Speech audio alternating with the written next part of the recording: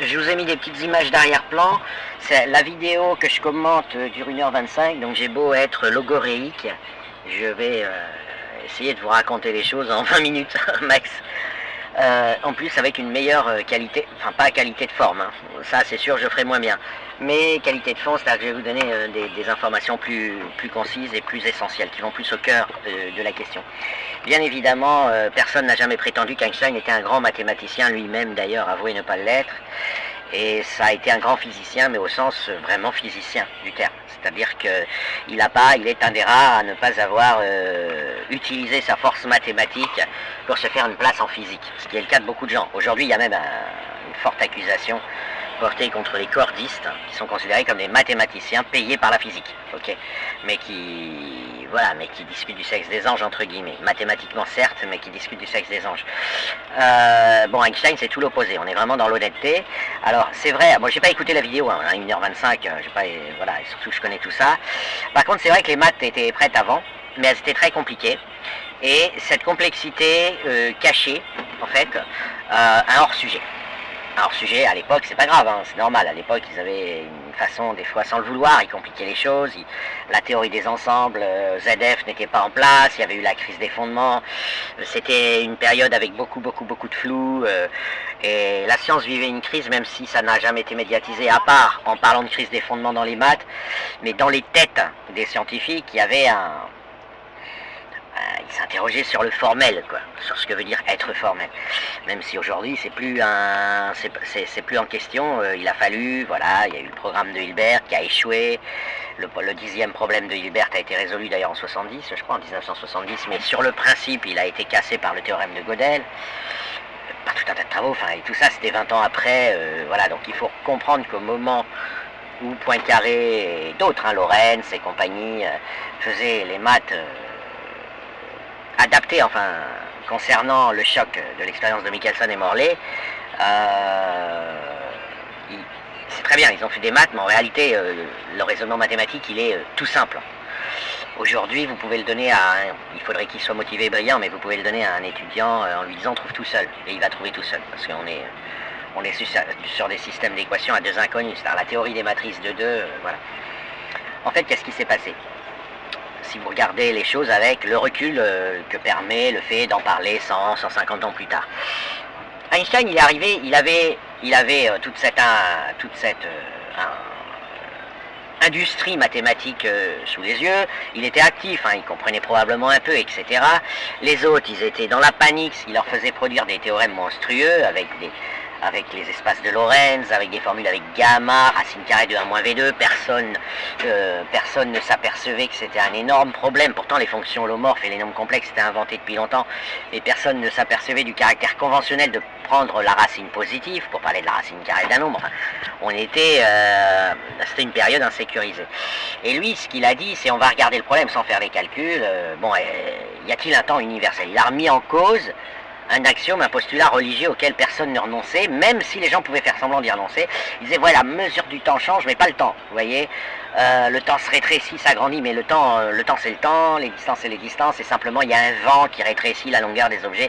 Enfin, c'était une usine à gaz.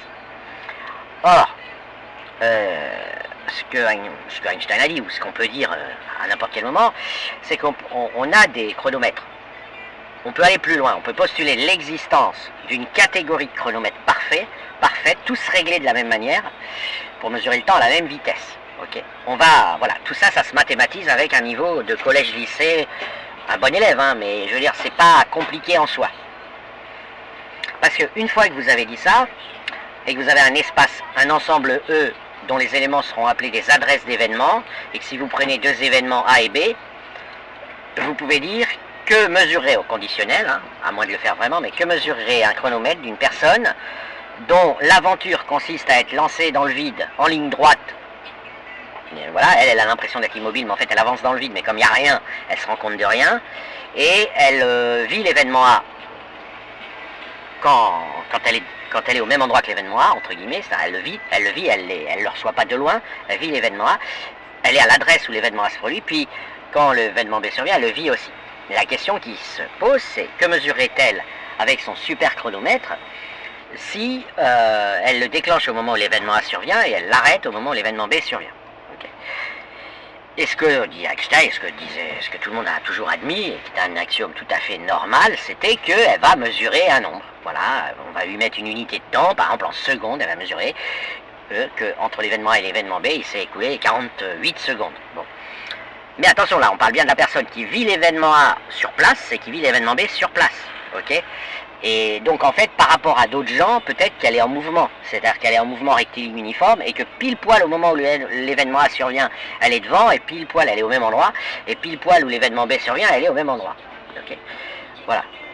Il n'y a que ça qui a un sens. Ça définit quoi mathématiquement? Ça définit une fonction de E2 dans R à la base. Parce que selon le sens dans lequel vous chronométrez, vous obtenez un nombre positif ou négatif. Et donc vous pouvez faire une phrase lyrique, poétique, en disant aller de A à B m'a pris 48 secondes. Ou aller de B à A m'a pris moins 48 secondes. Ok? Parce que attention, hein, on parle de deux événements, A et B, voilà, quelconques mais fixés à un moment donné. Donc il y a un choix de signes. Donc déjà quand vous savez que vous allez prendre la racine carrée plus tard, vous avez pris un risque. Mais peu importe. En fait, plus tard, on s'apercevra qu'il faudrait mesurer un nombre complexe. Mais c'est pas, pour l'instant, pas très important.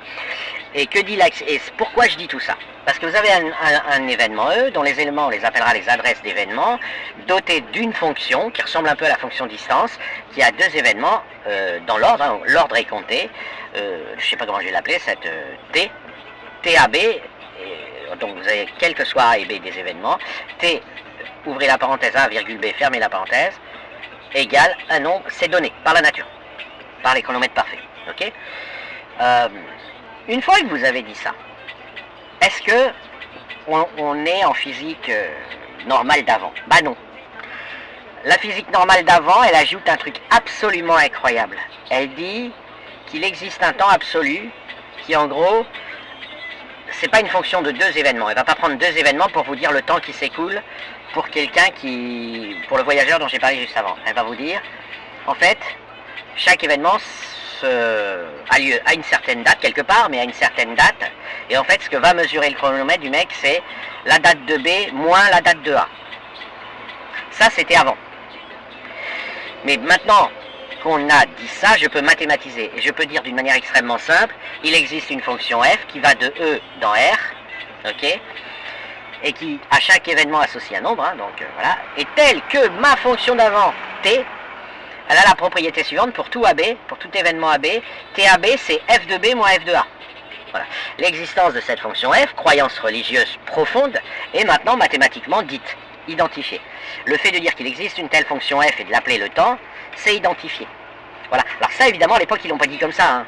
Je veux dire, à l'époque d'Einstein, de Poincaré et tout, ils étaient dans le brouillard de la machinerie mathématique et physique. Mais la définition, c'est ça. Voilà. Maintenant, que fait Einstein? Il dit, attendez, vous avez un postulat là. Vous avez un postulat à l'existence de cette fonction f. Mais qu'est-ce qui me dit, moi, Einstein, n'importe qui, qu'est-ce qui me dit que t est de cette forme? Ok? Prenons un exemple. La mesure des distances sur une carte. Vous avez bien une fonction, on l'appelle généralement petit d, une fonction de distance qui a deux points de la carte associés à un nombre, qui est ce qu'on mesure avec une règle.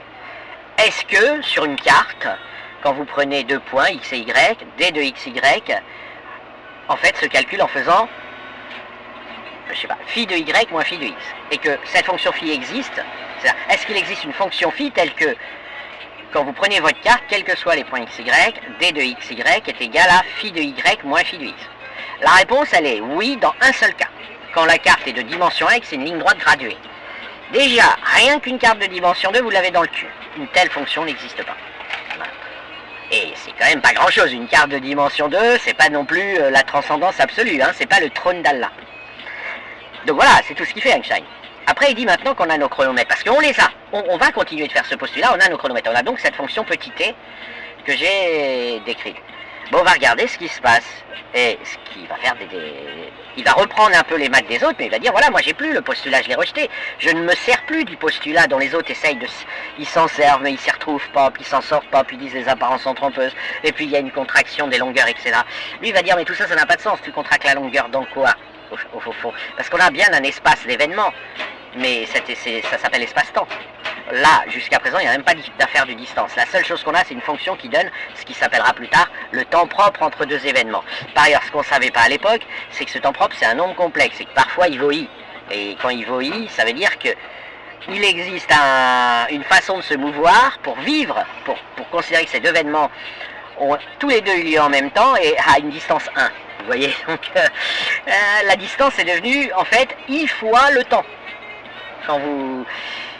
Mais tout ça, ils ne pouvaient pas à l'époque, parce que c'était comme la recherche, d'abord on fouille, on explore, on travaille, on fait des déductions. Mais Einstein, il a fait ça quand même. Hein. Et autant on pourrait lui discuter la paternité technique de la relativité restreinte, autant faire ça, ça lui a simplifié la vie. Et après, il s'est lancé dans la relativité générale. Là encore, il n'a pas passé des coups de fil, parce que le téléphone n'était pas très au point, je crois, à l'époque. Je ne sais même pas si ça existait d'ailleurs. Il y avait peut-être le télégraphe. Mais il a envoyé des lettres, il s'est fait aussi aider mathématiquement. Mais personne ne lui conteste la paternité totale de la relativité générale, qui est en réalité la continuité de cette démarche. À savoir que la fonction t, c'est même pas une fonction, je veux dire, elle est localement linéaire, enfin elle n'est pas linéaire, mais elle est localement, elle ressemble à une distance, mais en plus, globalement, c'est tout tordu dans tous les sens. Mais ce qu'il a dit, c'est on a cette fonction t, et on n'a pas besoin d'ajouter de postulat. C'est pas, il a pas ajouté un nouveau postulat. Il a dit en observant cette fonction t, on va comprendre l'espace-temps sur lequel on cogite. Il avait raison. Et il a trouvé une formule, je vous la donne, hein, si vous avez trois événements ABC, donc les côtés mesurent selon la fonction t ABC. La personne qui voit l'événement A et l'événement C survenir, mais pas l'événement B, peut considérer que l'événement B a eu lieu à une certaine, elle va inventer, elle va définir à partir de là une distance, elle va inventer l'espace, que l'événement B a eu lieu à une certaine distance d'elle-même, et si je vais supposer A égale B, hein, on va faire un aller-retour, X qui a comme la propriété du triangle rectangle, ce qui est en fait un terrain banal, c'est-à-dire que temps propre au carré plus distance au carré égale temps inventé dans le temps qu'une personne qui pense à un événement mais qui n'a pas lieu à l'endroit où elle se trouve, cette distance-là, vous l'avez sur le papier mathématiquement, vous avez qu'elle mesure x, ok. Non, je suis en train de raconter des trucs incompréhensibles, donc je vais le redire autrement. Vous avez Bob qui vit un événement A, et en même temps que Léa le vit. Et puis Léa, elle croise Bob à une certaine vitesse, ok. Et puis Léa, Léa, elle vit sa vie, puis elle vit un événement B. Mais comme elle est loin de Bob au moment où l'événement B vécu par Léa a lieu, ça n'a pas de sens de dire à quel moment a lieu l'événement B pour Bob. Okay, il ne voit pas l'événement B survenir. Mais Léa peut croiser Mila qui va faire demi-tour. Pile poil au moment où Léa et Mila vont vivre ensemble l'événement B. On suppose, ok. Et Mila va revenir croiser Bob dans l'autre sens, et ce sera l'événement C. D'accord. Et on va supposer que Léa et Mila chronomètrent avec leur chronomètre parfait dont j'ai parlé le même temps. Et donc on va se demander si ça a un sens de dire que l'événement B a eu lieu à une certaine distance de Bob. Eh bien la réponse est qu'on peut l'inventer, ça n'a pas beaucoup de sens, mais on peut l'inventer et on peut le déduire, il n'y a pas besoin de... On peut inventer la distance, mais on peut déduire que si distance il y a, elle vaudra un x tel que x au carré plus le temps mesuré par Léa et Mila au carré est égal à vous prenez la moitié du temps que Bob a chronométré entre A et C, et ce nombre vous le mettez au carré. Vous avez une formule parfaitement claire, nette, précise, déduite, et vous avez la théorie d'Einstein qui a émergé, ça s'appelle les espaces de Lorentz, les concepts de relativité restreinte, etc., que l'on peut retrouver sans chronométrer la lumière, parce qu'elle va quand même très vite la lumière, en chronométrant son chat et son chien, en théorie bien sûr. Les différences sont très petites quand les gens vont doucement, donc il faut quand même des appareils très précis. Mais il y a encore une autre manière de le découvrir, encore bien plus simple. Vous dites deux repères en mouvement rectiligne uniforme l'un par rapport à l'autre avec une seule dimension d'espace se croisant 0, 0. Voilà, par convention on pose ce qu'ils appellent le moment où ils se croisent position 0, instant 0. Et vous dites, donc on va dire c'est le repère de Bob et le repère de Léa. Ça n'a rien à voir avec ce que j'ai dit avant, là je fais un nouveau truc. Et puis on va dire que Léa, elle a gradué sa droite à l'inverse de Bob. Vous voyez, par exemple vers l'est, Bob il a mis les nombres qui augmentent, Léa c'est vers l'ouest. Okay. Et on suppose que Léa et Bob se croisent. Et on va dire tout simplement une chose. Les lois de la physique sont totalement symétriques. C'est-à-dire qu'aucun des deux ne peut prétendre être plus immobile que l'autre dans l'espace vide. Donc la matrice, ce sera une involution. La matrice qui permet de transformer les coordonnées déclarées par Bob en les coordonnées d'un événement déclaré par Léa, ce sera une involution. Une involution, c'est-à-dire une matrice telle que, appliquée 2 fois, ça donne l'identité. Ce qui est normal, hein, c'est la propriété de symétrie. Ensuite, donc, vous prenez les équations que ça signifie, donc c'est une matrice avec 4 nombres, ABCD, hein, on est en dimension 1, vous dites ABCD, la matrice ABCD fois la matrice ABCD égale la matrice diagonale 1, 1 sur la diagonale, et puis 0, 0 sur l'autre diagonale. De là, vous obtenez ABCD avec l'expérience, tout simplement. C'est-à-dire sans inventer des postulats. Et ce que Einstein découvre, c'est qu'une fois qu'on change les unités pour avoir que quelque chose vaut 1, si vous voulez, c'est que vous obtenez 4 nombres, en fait vous obtenez ABBA, avec A au carré moins B au carré qui vaut 1 et qui est la vitesse de la causalité, ok? Voilà, c'est tout con. Et c'est des maths. C'est-à-dire que vous n'avez rien à faire, tout s'impose mathématiquement. Donc le temps absolu qui était postulé, il disait que que la vitesse de causalité est infinie, en fait. Ok? Mais aucune raison. Bien sûr, elle est grande, alors on se dit, ouais, quand même, mais bon, de passer du grand à l'infini, c'est quand même un pas énorme, et c'était religieux. Et donc, il a dit non, de toute façon, ça, on peut le mesurer, il n'y a pas besoin de supposer quoi que ce soit. Voilà. Donc on peut dire que sa contribution, elle est réellement majeure. Et c'est parce qu'elle est majeure qu'aujourd'hui, vous savez, 10 milliards investis dans James Webb, etc. Et des ordinateurs qui font de la relativité générale automatique en collectant des données. Parce qu'à la fin, c'est la relativité générale qui a été obtenue. Okay, la relativité restreinte, c'est les espaces tangents à la variété d'espaces-temps auxquels les physiciens croient s'attaquer. Alors je renvoie à...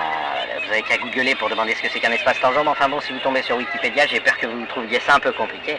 Mais c'est pas... Vous faites vos recherches, vous demandez à l'IA d'expliquer comme un non matheux ce que c'est qu'un espace tangent.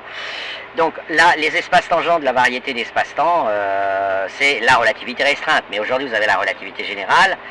Et ça, personne ne le conteste à Einstein. Mais surtout, le renversement et les remarques et les discussions, pas toutes publiées, qu'ont dû probablement occuper les physiciens et les scientifiques à ce moment-là, Einstein est absolument l'acteur majeur qui les a aidés, qui les a sortis d'affaires. Il n'est pas dit qu'il s'en serait sorti sans Einstein. Probablement un jour, mais bon. Deuxièmement, la physique n'avait pas de chance à ce moment-là, entre guillemets, parce qu'en fait c'était une chance inouïe, mais la théorie quantique était en train d'émerger. Et là, il n'y a pas de terre unique, il n'y a pas d'autres de physiciens uniques, parce que là, personne n'était prêt, les gens ne sont toujours pas prêts, les gens n'ont toujours pas compris comment la nature fait, enfin c'est pas qu'ils n'ont pas compris, c'est qu'ils peuvent même démontrer que ça ne devrait pas arriver, comment la nature fait pour assurer tous ces miracles. Et donc, heureusement qu'il y avait Einstein comme comment dire, stabilité raisonnementale dans cette façon de travailler. Voilà, et c'est vrai que les maths ont été énormément complétées par les autres. Mais ce qui est assez bizarre, c'est que les autres, ils donnaient un peu l'impression de ne pas avoir de boussole, en fait. Parce que là, ce que je vous ai raconté avec l'ensemble des adresses d'événements et une opération T, dotée d'une opération T, qu'on peut appeler une distance spatio-temporelle, si vous voulez, et ensuite, ce que je vous ai dit, comment se formule l'existence d'un temps universel, honnêtement, c'est trivial, c'est élémentaire même, pas pour les gens mauvais en maths, pas pour les amateurs, mais c'est rien. N'importe quel étudiant est confronté dans ses premières études à ce qu'on appelle un espace métrique. Ben, c'est la même chose. Et comme je vous l'ai dit, si vous voulez un temps absolu, ça n'arrive qu'en dimension 1. Okay, c'est-à-dire que si vous voulez un temps absolu, a priori, vous êtes obligé d'avoir un espace de dimension nulle. Quand je dis a priori, je veux dire, la nature même des définitions mathématiques des concepts, ça vous donne quelqu'un qui vit dans un espace réduit à un point avec juste le temps qui passe. Voilà, vous ne pouvez pas sortir de là. Si vous voulez sortir de là, ça veut vraiment dire que on a un postulat religieux qui, ah non, la nature, elle a créé un temps absolu qui permet d'avoir un espace de dimension 2 doté d'une telle distance qui consisterait juste à faire la différence des ordonnées d'un côté pour le temps et des abscisses de l'autre côté pour l'espace. Et ça donnerait 2 nombres. Voilà, et en fait il n'y en a qu'un, c'est le temps propre entre des événements. Et pour chercher le deuxième, bon courage. Alors en plus on est passé de RAC, et donc on a de l'isotropie qui est ce qu'on appelle un intervalle de genre-lumière, hein, en relativité restreinte, mais c'est isotrope, c'est-à-dire que ça vaut 0. C'est-à-dire que si vous prenez un événement A, un photon par de A, il arrive à B, le chrono parfait qui va vivre cette aventure, il va mesurer un temps nul pour aller de A à B. Eh ouais, alors que vous de l'extérieur, quand vous allez en papoter et faire du commérage là-dessus, vous allez dire non, A a eu lieu avant, B après, il s'est écoulé tant de temps. Donc vous voyez, on est peu de choses.